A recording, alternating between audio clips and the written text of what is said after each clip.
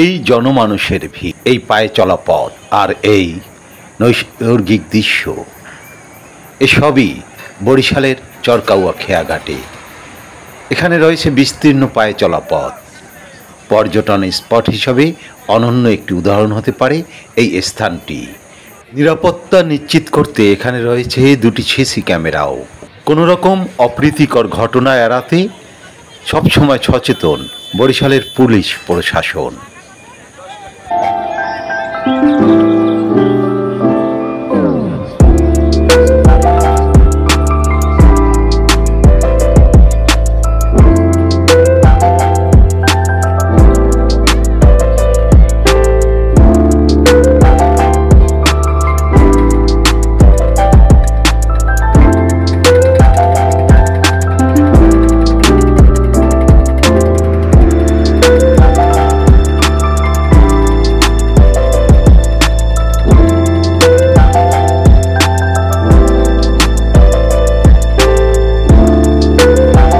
বরিশাল সদর উপজেলার এই চরকাউয়া খেয়াঘাট করমুক্ত, তাই প্রতিদিন এ পথে লাখো মানুষের পারাপার। কীর্তনখোলার এই সৌন্দর্য দেখতে ছুটে আসেন দূর দূরান্তের দর্শনার্থীরাও।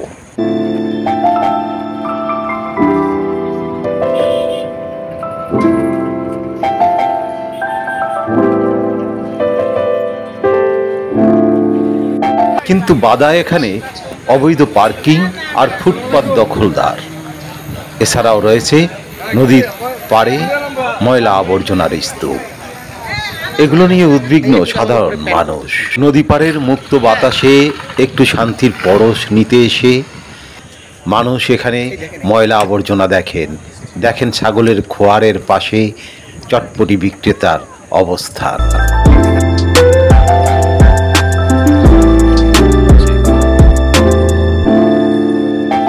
চরকাউয়া খেয়াঘাট থেকে সোজা দক্ষিণে কেডিসি হয়ে 30 গোডাউন, তারপর কীর্তনখোলা ব্রিজ পর্যন্ত প্রায় 7 কিলোমিটার পথ হতে পারে চমৎকার পর্যটন স্পট।